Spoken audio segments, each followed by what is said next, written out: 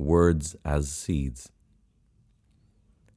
Starting as usual from where we are, where we find ourselves, we asked, what are the seeds telling you, and which word would you plant as a seed? What do you want to see grow in your garden?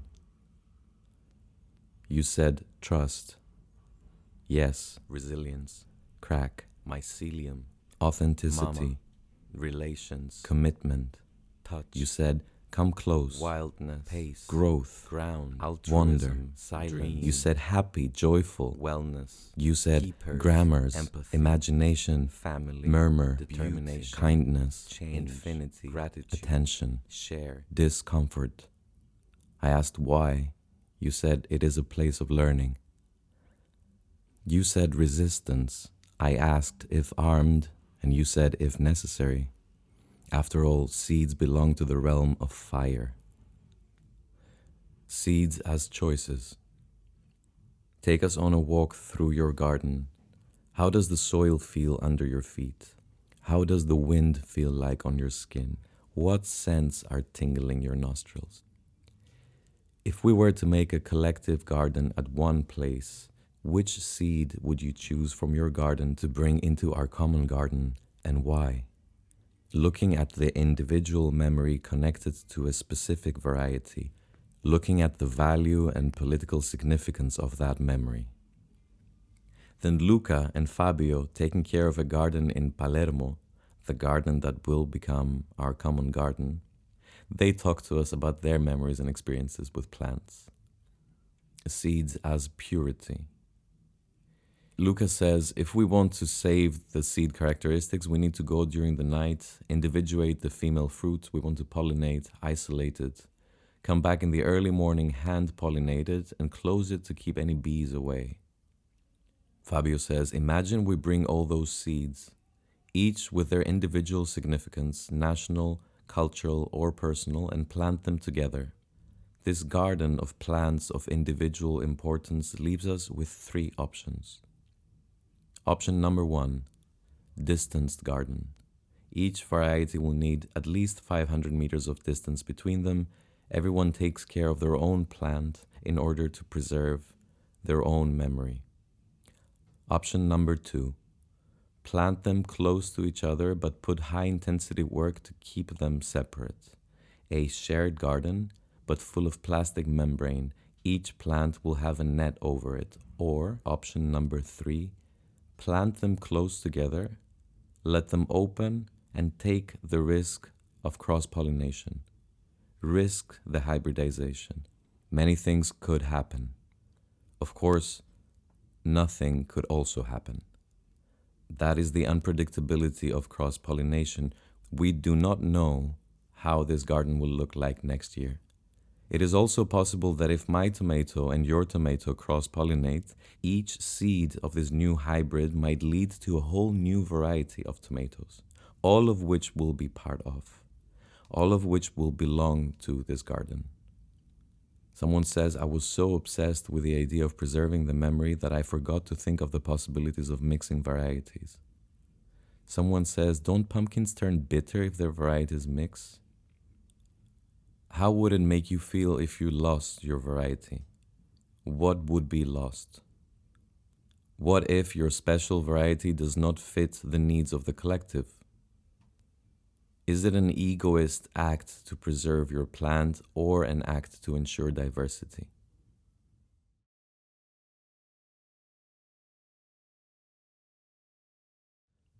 My grandparents used to live in the north of Greece, and I grew up in Athens, many hours' drive away from them.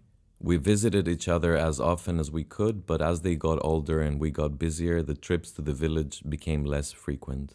Regardless of how often we would visit, every season my grandparents would prepare a big care package and send it to Athens for their children and their grandchildren. One of their kids, usually my father, would go to pick up the package from the bus station, bring it home to open, split the contents by 4, and distribute it to his brothers' and sisters' families. I still remember the smell of wet carton as my dad would bring in the rained-on boxes one by one and let me cut the thin tether securing them. By the time these boxes reached their destination, they had lost their original shape.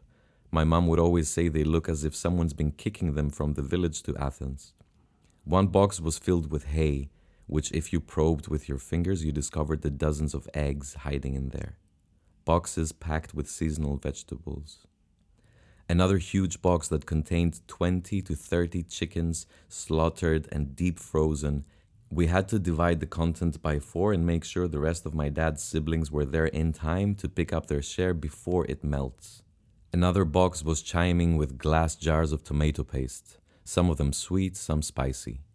The spicy ones had a mark on the lid so that my dad would know which they were and put them on the side. I remember how my grandma would simmer the tomatoes for hours in the pot until they became a thick paste. For the spicy ones, she mixed in a bunch of dried, crushed Bukovo peppers. Then a few drops of alcohol on top, lit it up with a lighter, and covered the flames with a jar lid so that it creates a vacuum seal. Then she would put an X on the lid of the jar containing the spicy paste with a marker pen. Over time, and after sending and returning hundreds of jars, and depending on what marker pen my grandma had used before, not all marks could be washed off the lids, so in later years we couldn't be entirely sure which jar is spicy and which is not.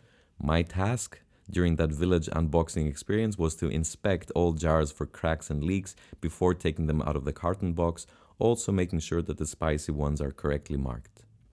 And as I would crack each of them open, the strong-bodied, tangy smell of tomato would waft under my nose, sometimes combined with the sweet and spicy Bukovo, initiating this slideshow of memories in my head. Soft grandma hands, planting. Soft grandma hands, watering, picking, cooking.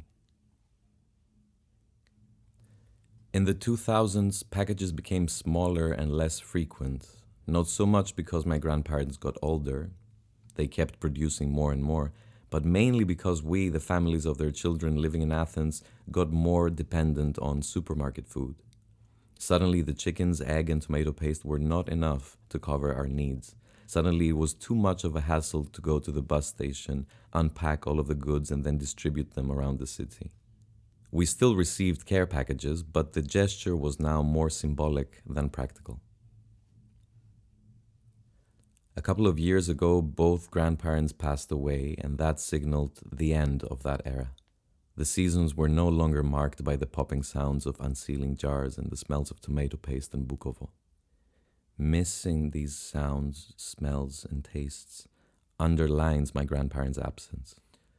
I now realize that these packages were more than food, more than financial relief, more than organic, authentic, traditional ingredients to decorate our urban kitchen shelves with. These packages carried a century's worth of knowledge, care, and resilience, and they also served as a proof of their existence, that they're still there, working the land, witnessing death and fostering life until their last moment. As for the Bukovo peppers and whether I would choose for option 1, 2, or 3, I would say f*** it, risk the hybridization. Save some seeds in a drawer of the ones that seemed to work best for the collective, and for the rest, let the plants live. I am happy to send my Bukovo pepper seeds to our shared garden in Palermo, and I accept the risks that come with exposing them to a new environment, the risks of any change, as I accept them for myself. If that pepper comes out different next year, what will be lost is a precious personal moment of nostalgia, but not the memory itself. The memory will stay in my head, and this story might stay in yours. And by sending those seeds to Palermo, I may have enabled the possibility of a whole new variety of peppers and a whole new set of stories and memories to share and hold dear to. But to be honest, I think we're not ready to answer this question. If I look at where I live, Amsterdam and all of its distanced gardens, all of the neighborhoods and the districts, each wrapped tightly in its own membrane, each taking care of their own, it seems that we're not there yet. Before sowing the seeds, there is first a need for plowing the land, turning the soil. Which brings me to my final thought. We can't be talking about the political implications of cultivation for long before we reach the topic of land ownership. Land ownership in the Netherlands is very different than where I come from. As a farmer, you need to rent the rights of using the land to be able to cultivate it, and in most cases, you need to renew that lease every year. And that lease is expensive, so expensive that farmers resort to extreme measures to save up on the costs. This one farmer was planting strawberries in a piece of land, but because it was a monoculture and the soil was depleted and resting or replacing it would mean loss of profit, he planted them with their plastic pots inside the soil by the thousands. And at the end of the season, he took out the plants, left the pots in the soil, then mixed the soil, crushing the pots to tiny pieces, and then the next year planted strawberry plants in plastic pots all over again. And he did that in that same piece of land for 25 years, crushing more and more plastic into the soil. As of a few months ago, this land is off the market, bought by a collective that reclaimed it and now has the difficult task of cleaning it. And that's where we are, on our knees, with our hands in the dirt, separating soil from plastic. And it looks like we might need to stay here for a while. So we plow.